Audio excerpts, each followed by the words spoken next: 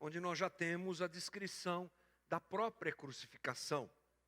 E diz assim o texto: quando chegaram ao lugar chamado Caveira, ali o crucificaram com os criminosos, um à sua direita e outro à sua esquerda. Jesus disse: Pai, perdoa-lhes, pois não sabem o que estão fazendo. Então eles dividiram as roupas dele, tirando sorte. O povo ficou observando e as autoridades o ridicularizavam. Salvou os outros, diziam. Salve-se a si mesmo, se é o Cristo de Deus, o escolhido. Os soldados, aproximando-se também, zombaram dele. Oferecendo-lhe vinagre, diziam: se você é o rei dos judeus, salve-se a si mesmo. Havia uma inscrição acima dele que dizia: este é o rei dos judeus. Nós andamos durante os últimos domingos o caminho da cruz que desemboca nesse momento. Falamos sobre dúvida, falamos sobre traição, falamos sobre o trajeto de Jesus até esse momento. E esse é o fatídico e glorioso momento. O momento da crucificação. A cena não é nem um pouco bonita. Cristo está pendurado, morrendo, sofrendo, nu, muito provavelmente, como eram crucificados os inimigos de Roma. O cenário era de morte, o cenário era muito complexo, muito difícil de ser encarado, muito diferente de alguns quadros e pinturas que nós vemos e chegam até nós. O pessoal da Idade Média tentou reproduzir isso e criaram Jesus loiro de olhos azuis, né? Bem esquisito, de um judeu, bem diferente de um judeu. E a cena também muito mórbida, muito difícil, muito complexa. Mas o que nos chama a atenção aqui é a frase de Jesus. Diante de tanta dor, diante de tanto estresse, diante da própria morte, Jesus grita uma frase que faz parte de um conjunto de frases ditas por Jesus. É interessante que Jesus, ele faz um caminho que o leva à cruz, e na cruz ele fala algumas coisas muito importantes. Nós vamos, a partir de hoje, analisar essas frases de Jesus, as falas de Jesus. Não é nada novo. Na tua Bíblia deve ter um estudo aí sobre as 7 frases que Jesus falou na cruz. Mas mesmo sendo algo tão estudado, algo tão em que se debruçou tanto, há muita coisa para a gente aprender nesse texto. E a frase é essa: Pai, perdoa-lhes porque não sabem o que estão fazendo. É bom a gente se lembrar qual foi o caminho que leva Jesus à cruz. Quais foram as circunstâncias? Vamos lembrar algumas delas. Algumas foram foram base para as nossas conversas, outras não, mas vamos nos pensar juntos aqui a respeito do caminho da cruz. Jesus e os seus apóstolos celebrando a Páscoa judaica, Jesus institui a ceia. Ali na ceia ele fala abertamente mais uma vez da sua morte. Ele fala sobre o traidor. Ele fala sobre aquele que o entregaria a Roma, e é justamente isso que acontece. Jesus é traído por Judas lá no Getsêmani, e Jesus, depois de ser traído, é preso, levado ao sumo sacerdote. Na casa do sumo sacerdote, ele é espancado, ele é envergonhado, ele é zombado, e ele permanece muito quieto. De uma forma geral, Jesus fala pouco nesse momento que nós estamos citando aqui, da sua condenação, da sua acusação. E ele é condenado pelas autoridades judaicas por se recusar a negar que era filho de Deus. E é claro que ele nunca negaria que era filho de Deus, porque ele é o filho de Deus. E sendo a verdade, ele jamais poderia negar a si mesmo. E Jesus realmente não faz isso. Os líderes judeus levam Jesus até Pôncio Pilatos. É bom nós nos lembrarmos que Israel está debaixo do Império Romano, a estrutura política, administrativa era essa. E Pôncio Pilatos, que era o governador da província romana da Judéia, e ali os judeus pedem que ele decrete a morte sobre Jesus, sob a alegação de que ele havia dito que era o rei dos judeus. Aí a coisa complica, porque se ele se proclama rei, ele está se levantando contra Roma. Rei só um. Só César pode ser rei. Quem aqui aparece dizendo que é rei, morre. Aliás, isso foi um movimento muito comum para Roma. Roma matou muita gente, muita gente. Qualquer tipo de rebeldia contra Roma era passível da morte, e muitas vezes da morte na cruz. O julgamento de Jesus acontece diante dessas acusações, dessas alegações, e ele é condenado à morte. E aí nós chegamos nesse fatídico e, como eu disse, glorioso momento, onde Jesus está morrendo, pendurado na cruz. E ali ele fala 7 frases importantes. E a primeira delas é essa, no versículo 34. Pai, perdoa-lhes, pois não sabem o que estão fazendo. Pai, perdoa esse pessoal, porque eles não têm ideia do que estão fazendo. Para quem Jesus disse essa frase? A quem Jesus se referia? Primeiro pensamento talvez sejam os soldados romanos que estavam ali crucificando Jesus. Homens maus, violentos. Roma era um estado violento, um império violentíssimo. E a violência era parte do dia a dia desse povo judeu que era castigado por Roma. E para os soldados, Jesus era mais um crucificado de tantos que Roma levou à cruz. Homens brutos, homens sem compaixão, pregando os pregos nas mãos de Jesus, oferecendo vinagre a Jesus, como diz o texto, colocando sobre ele uma coroa de espinhos, chicotearam Jesus, judiaram de Jesus, esbofetearam Jesus, fizeram tudo o que você pode imaginar. Provavelmente Jesus estivesse se referindo a esses homens, sim. Mas não é só um sim, é um sim também. Talvez Jesus estivesse se referindo ao povo, diz o texto aqui, que o povo observava tudo, sem fazer muita coisa, sem entender o que estava acontecendo. O povo que andou com ele, o povo que comeu o pão que ele multiplicou, o povo que se alimentou dos peixes que ele multiplicou. Talvez muitos ali que estavam observando o Cristo ser crucificado tenham sido curados de suas enfermidades por aquele homem, por Jesus. Eles ouviram a palavra de Deus pela boca do Cristo. Eles viram sinais e maravilhas sendo feitas por ele, mas não fizeram nada. Talvez nem pudessem fazer. Era Roma. Mas Jesus, será que ele dirige essa palavra ao povo? Sim, também. Ou seu pensamento recaia sobre os religiosos, afinal de contas, quem armou tudo isso? Quem levou Jesus para a cruz? Não foram os saduceus? Não foi o sinédrio?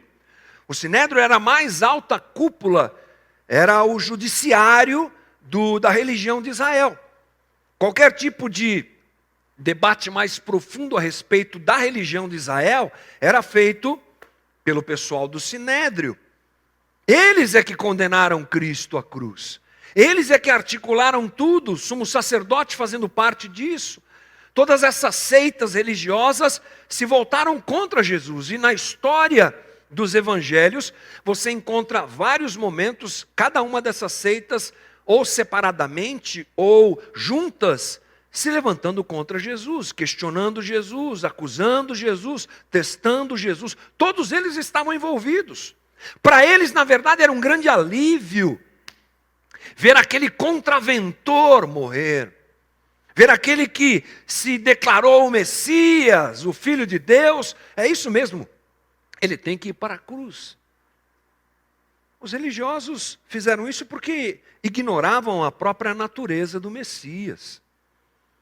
Não sabiam quem era Jesus, não entenderam quem era Jesus, não perceberam quem era Jesus. Ele não se encaixava no seu sistema religioso, ele não fez os sinais que eles esperavam ou que gostariam de ver. Eles não enxergavam Jesus como Messias, por isso o condenaram. Será que Jesus disse isso? Pai, perdoa esse pessoal, quem? Os religiosos aí, porque eles não sabem o que fazem? Será que era sobre eles? A respeito deles que Jesus dizia isso? Sim, também. Ou Roma.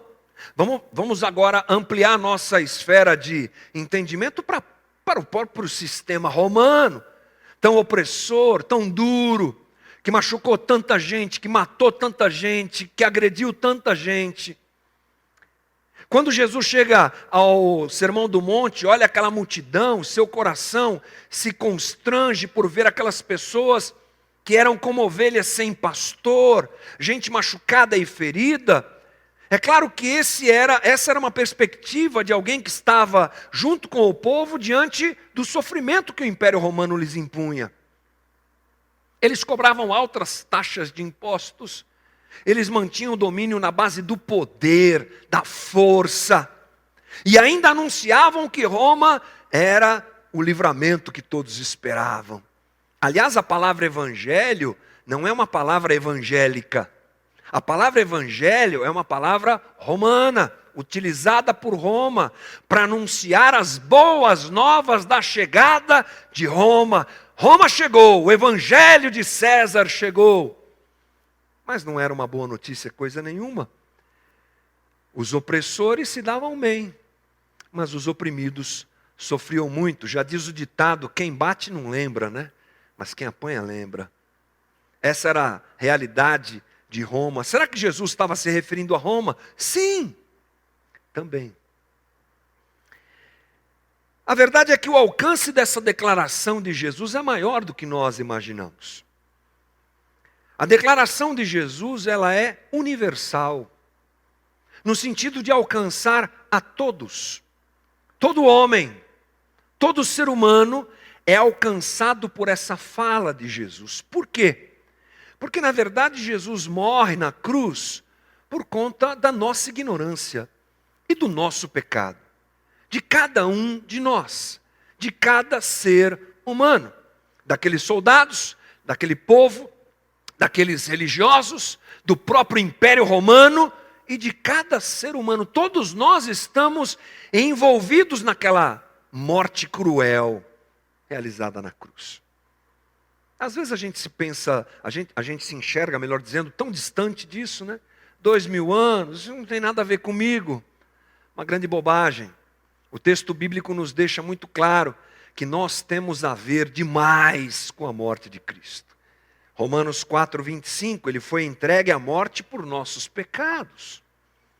Ou, 1 Coríntios 15:3, pois o que primeiramente lhes transmiti foi o que recebi, que Cristo morreu pelos nossos pecados, segundo as Escrituras. E ainda Paulo confirma isso em 2 Coríntios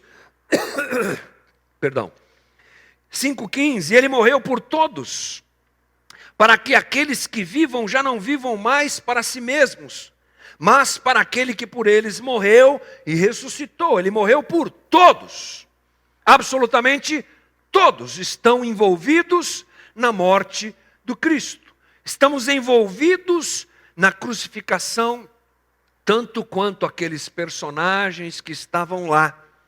Portanto, essa fala de Jesus, ela repercute na eternidade, ela tem uma repercussão na eternidade, e ela se dirige efetivamente a nós. A gente acha que sabe muita coisa, mas na verdade nós não sabemos quase nada. E a frase de Jesus tem a ver com isso. Perdoa-lhes porque não sabem o que estão fazendo.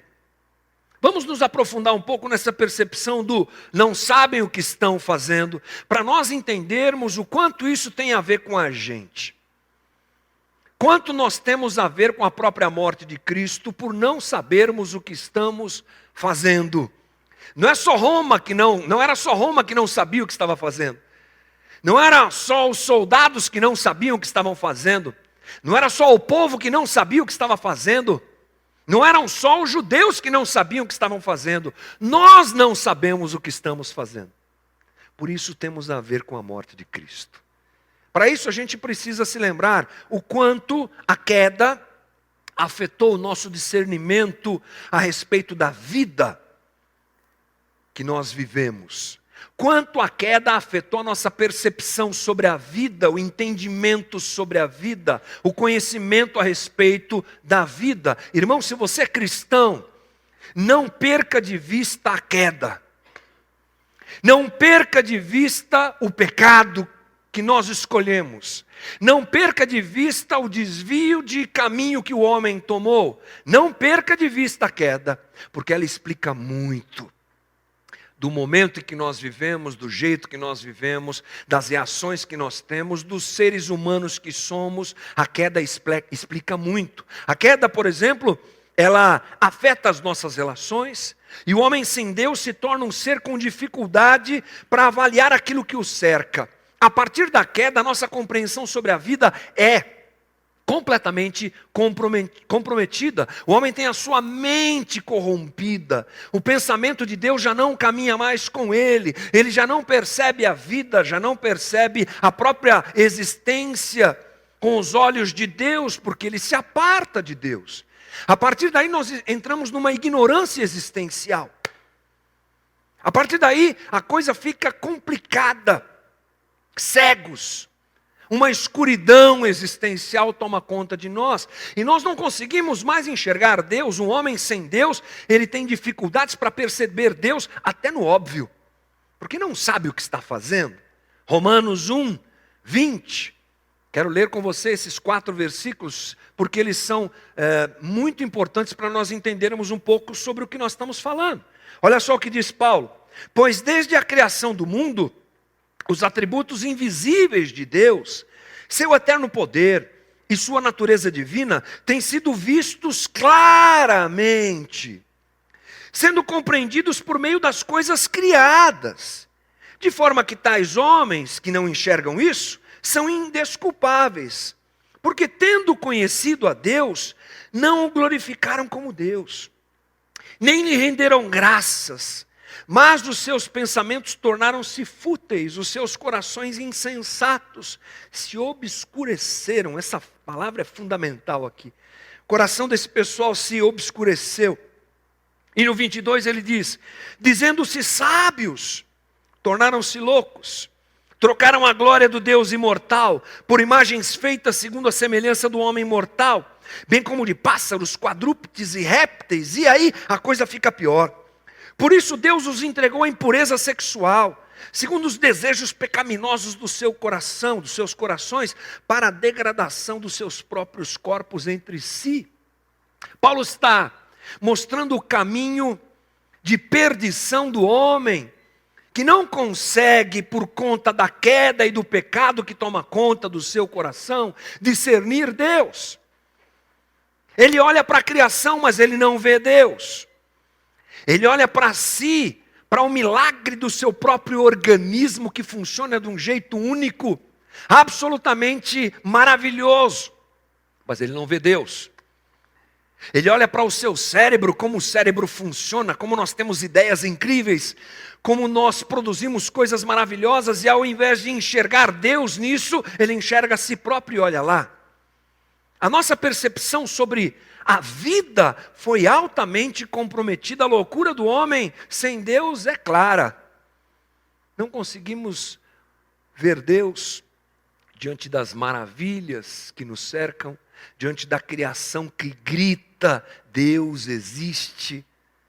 A gente não consegue ver Deus. O homem sem Deus tem o seu julgamento comprometido. E a frase pronunciada por Jesus confirma a realidade humana pós-queda. Pai, perdoa esse pessoal, porque eles não sabem o que estão fazendo.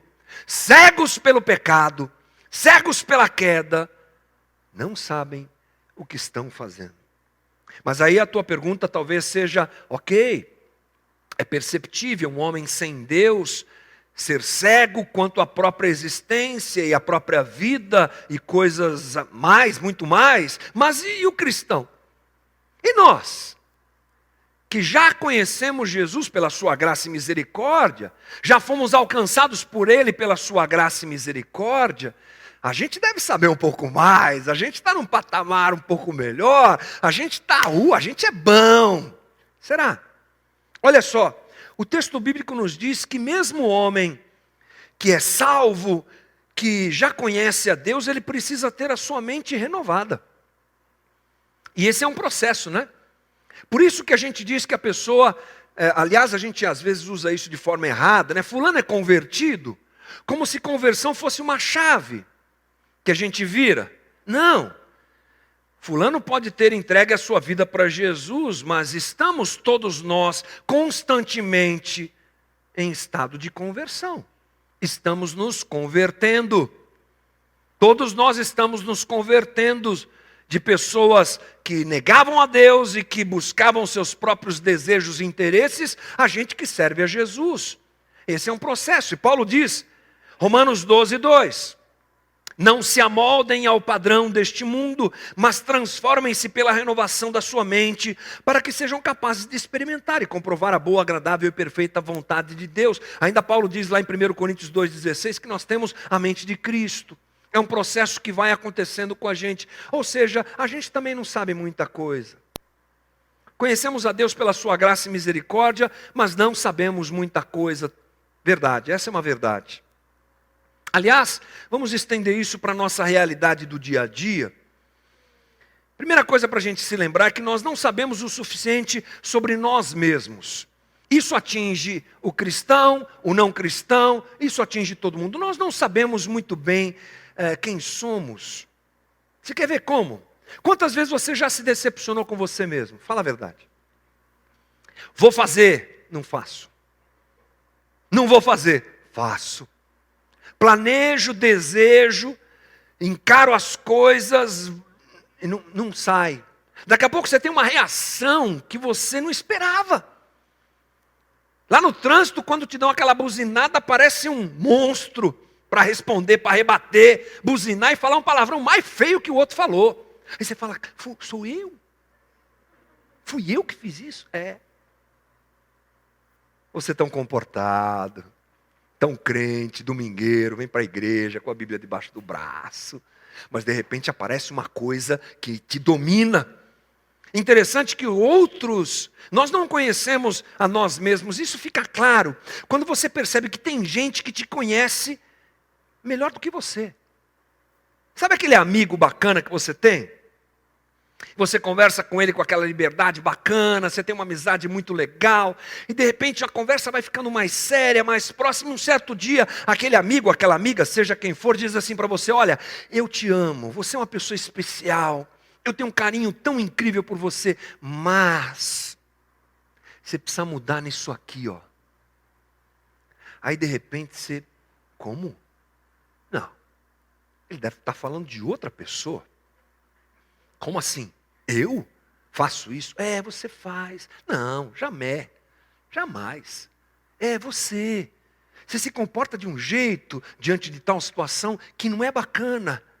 O outro te vê e te percebe e você não se percebe. Veja como nós não nos conhecemos. Sentimos coisas que nós não queremos sentir.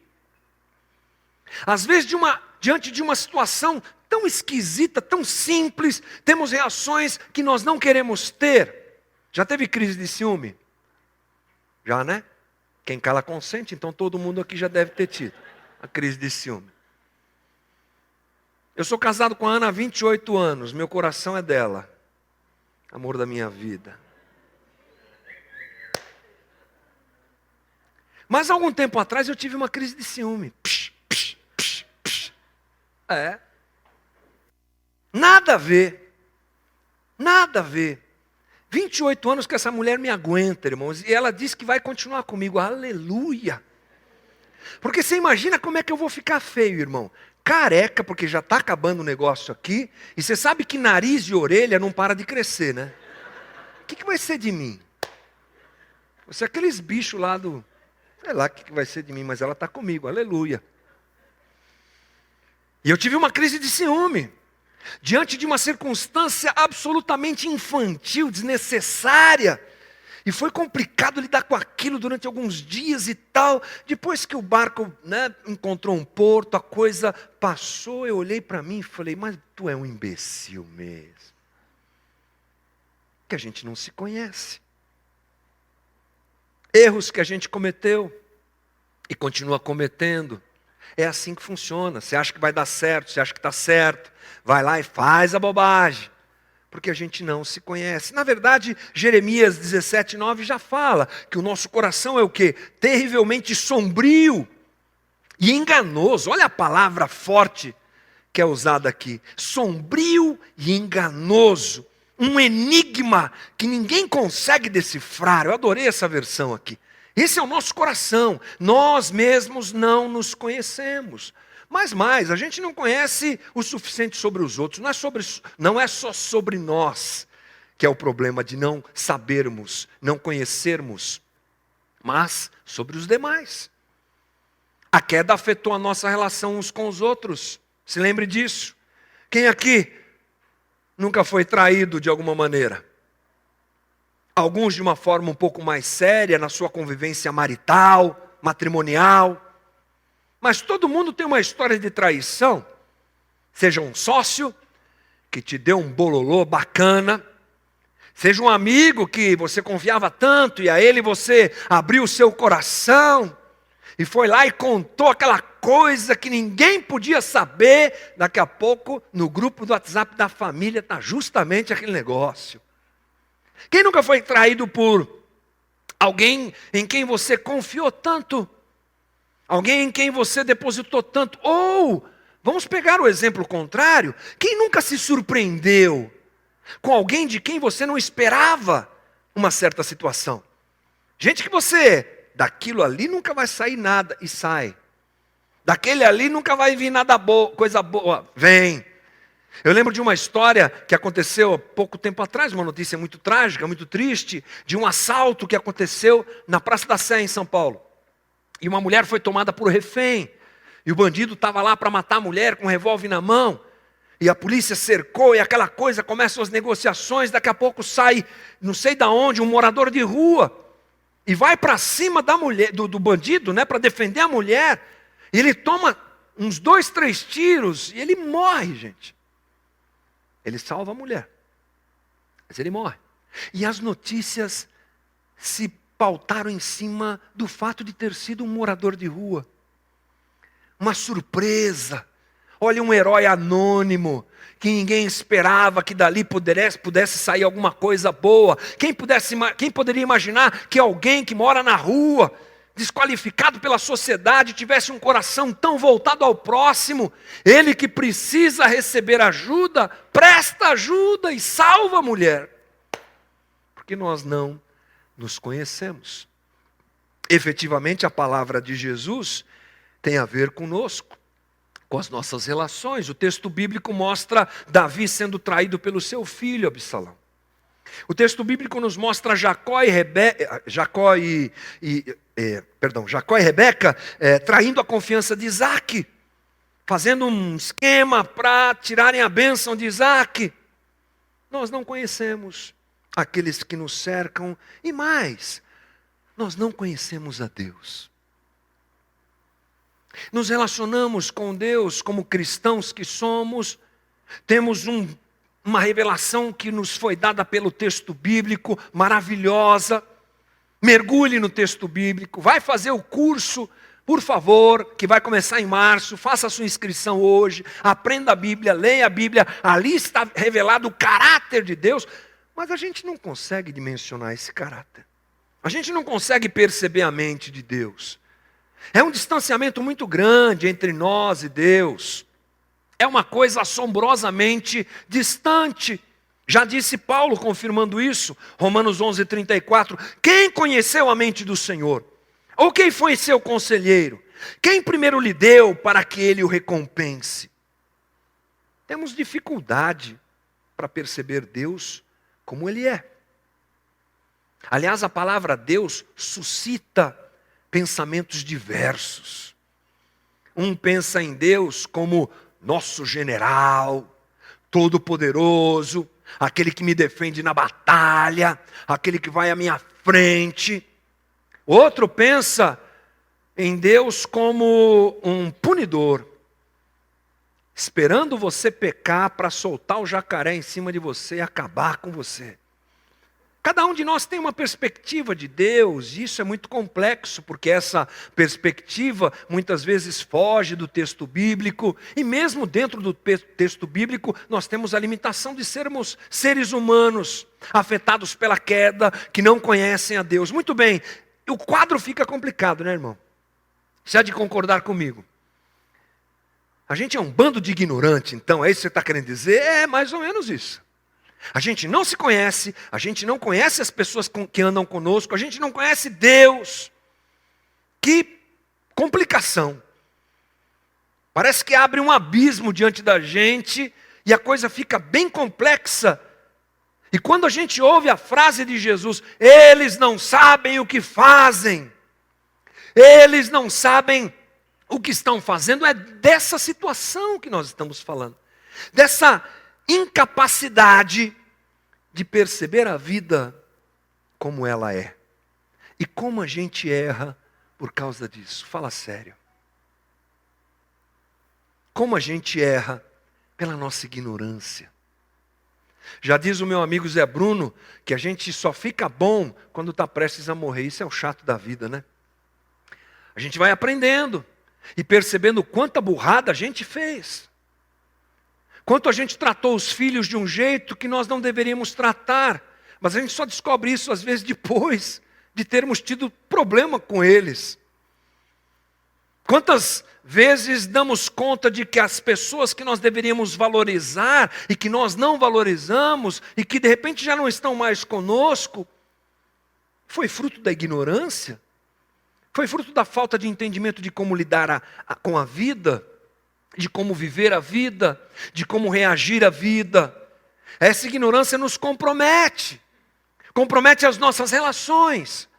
Compromete o compartilhar da vida, faz a gente priorizar o que não pode ser priorizado, não deve ser priorizado, faz o homem ter essas atitudes malucas que você vê, e vai continuar vendo, e elas vêm da própria história da humanidade. É a ignorância de não sabermos viver a vida que temos. A gente vive no limite do não saber. Você quer ver como isso é verdade? A Bíblia nos diz que Salomão, o homem mais sábio do mundo, percebeu isso. O homem mais sábio do mundo, e mais rico do mundo, e mais poderoso, ele tinha nas suas mãos todo o conhecimento, na sua mente, no intelecto, todo o conhecimento, e tinha poder e dinheiro, e tudo e glória que um homem pode querer ter, para experimentar o melhor da vida. Quando a gente fala em Salomão, coloca esses sheiks árabes aí no bolso. É mais ou menos isso. Para a sua época, Salomão era o cara. E quando ele olha para a vida, diante da sua sabedoria, para a vida sem Deus, sabe o que ele enxerga? Eclesiastes 1:12. Eu, o mestre, fui rei de Israel em Jerusalém. Dediquei-me a investigar e a usar a sabedoria para explorar tudo o que é feito debaixo do céu. Que fardo pesado Deus pôs sobre os homens. Tenho visto tudo que é feito debaixo do sol, tudo é inútil. É correr atrás do vento. O que é torto não pode ser endireitado.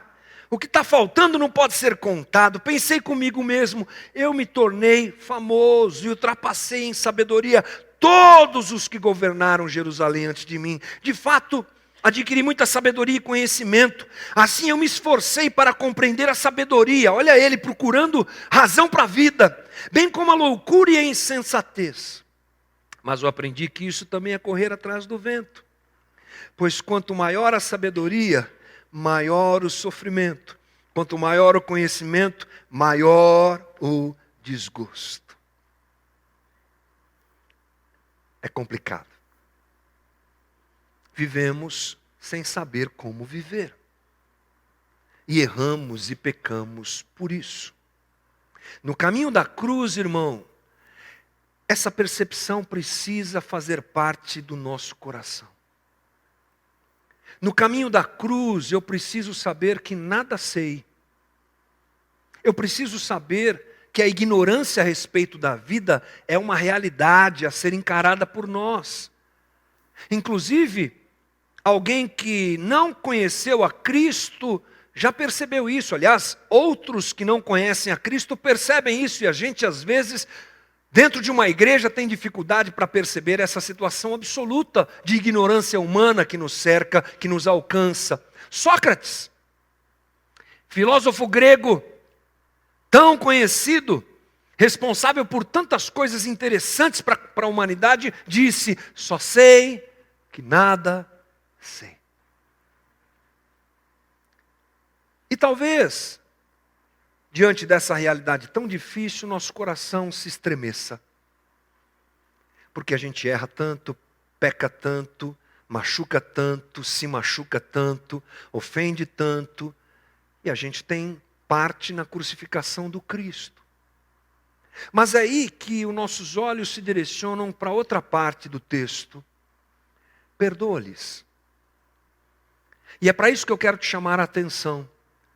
Se diante da ignorância da vida, a gente se sente só, incapaz, abandonado, largado, e o nosso coração se constrange, espero que se constranja mais ainda, por perceber que o Cristo na cruz não diz: Pai, me vingue, porque eles não sabem o que fazem.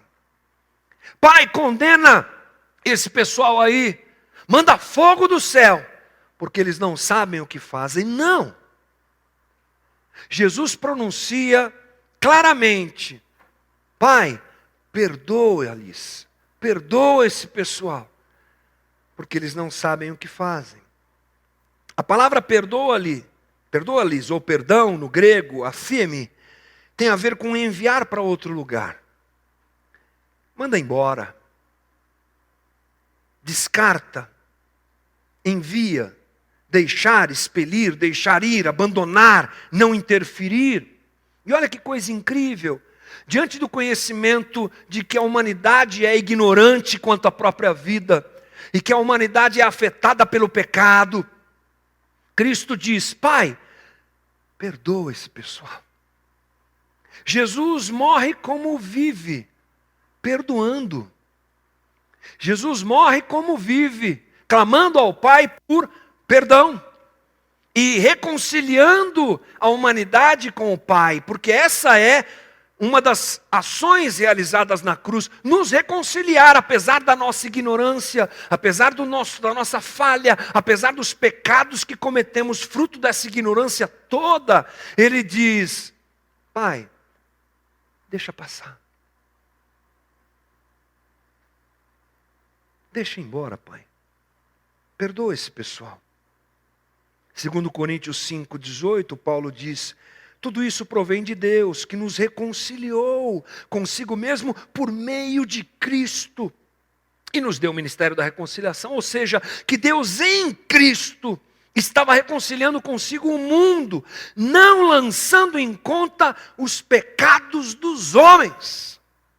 É o que Ele faz na cruz, irmão. E Ele faz na cruz isso por mim. Ele faz isso na cruz por você. Ele faz isso na cruz por Roma. Ele faz isso na cruz por todo mundo. Ele faz isso na cruz pelos homens. A ação de Cristo é uma ação de reconciliação, de convite a vir ao Pai através dele e não levar em consideração o nosso erro e a nossa ignorância. Diante do nosso pecado e culpa, Jesus não roga por condenação, mas por perdão. Ali nós enxergamos o caráter amoroso de Deus. Deus amoroso. Deus amoroso. O desejo de Deus em redimir o homem, a despeito do preço e da dor, acontece na cruz, irmão. Ele absorve o preço da nossa ignorância. Ele absorve o preço dos nossos erros por não sabermos viver a vida e ainda nos dá a direção de viver a vida. Pega o caminho da cruz e me segue. Quer viver a vida? Quer viver a vida plena? Eu estou te perdoando e clamando ao Pai para te perdoar dos teus erros e te convido: pega a tua cruz, negue-se a si mesmo e vem atrás de mim. Eu vou te mostrar o caminho da vida. A morte que traz perdão pela nossa ignorância e pecado. Somos efetivamente perdoados sem merecer. Somos perdoados sem merecer. Somos absolutamente perdoados, absolutamente sem merecer. E hoje, se há um dia de nós nos constrangermos pela ignorância que temos diante da vida, é um dia para nós nos permitirmos o abraço de Deus e a misericórdia de Deus nos alcançando, irmãos. E é isso que eu desejo a você nesta noite. Diante da ignorância da vida, nós cometemos erros absurdos. Como eu disse, machucamos quem não merece, valorizamos o que não serve, escolhemos enganosamente, nosso coração corrupto e tudo aquilo que a gente já disse aqui. Isso é sério. Mas é sério também percebermos o amor de Deus e percebermos o amor de Jesus.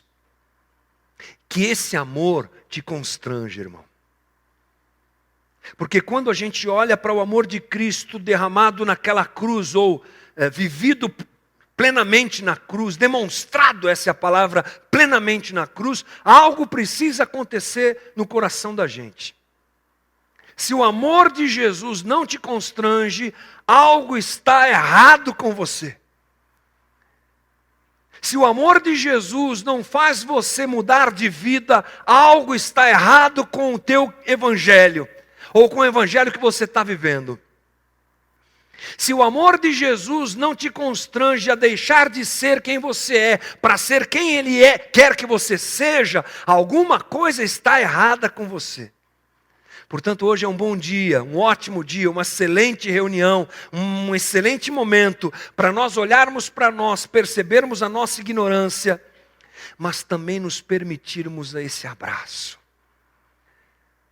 Porque Deus nos abraça e Jesus na cruz clama ao Pai que nos perdoe. Hoje é dia de receber esse perdão, irmão. Hoje é dia de receber esse perdão. É um ajuste necessário, já indo para o final da nossa conversa. Um ajuste necessário. Você quer andar no caminho da cruz? Você quer andar no caminho da cruz? Reconhece que você não sabe. Está lá Pedro, ouvindo Jesus dizer que seria morto, que seria crucificado, e Pedro vai dar o seu palpitão. Que é isso, Jesus? Jamais. Para trás de mim, Pedro, você não sabe nada. Você está influenciado pelo diabo, Pedro. Para com essa conversa. Achamos que sabemos, mas não sabemos nada. Reconhecer os nossos erros, fruto da nossa ignorância, fruto da nossa incapacidade de lidar com a vida e com a existência. Erros que são fruto da incapacidade, da ignorância que nós temos, melhor dizendo, a respeito de nós mesmos. Da ignorância que temos a respeito dos demais que convivem conosco.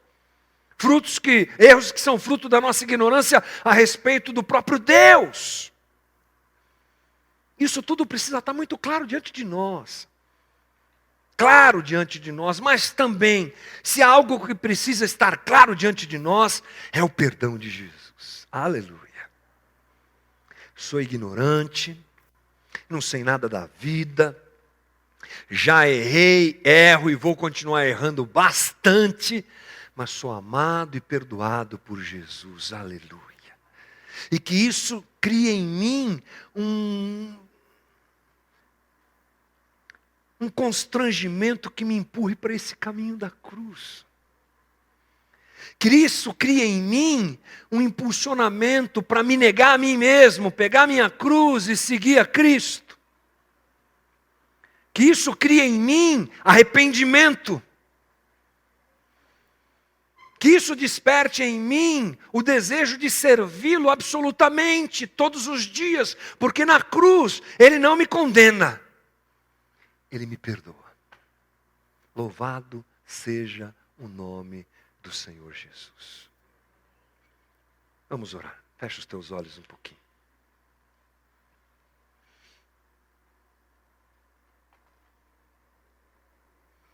Hoje é uma ótima noite para se desfazer a acusação. Hoje é uma ótima noite para se abandonar sistemas de pensamento que são, na tua visão, corretos, mas que não são corretos. Hoje é um excelente dia para se enxergar ignorante diante da vida, incapaz diante da vida, errado diante da vida. Hoje é um excelente dia para você ver quanto você errou com a tua família, quanto eu errei com a minha família. Quanto você errou com o teu marido, com a tua esposa, com os teus pais, com os teus filhos. Hoje é um excelente dia para a gente quebrantar o nosso coração diante do Senhor e dizer: miserável homem que eu sou. Mas é um excelente dia para ser abraçado pelo amor de Jesus.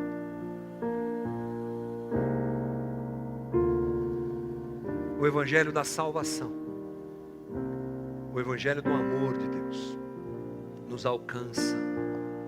E diante da nossa ignorância na vida, Ele nos abraça, nos acolhe e nos perdoa.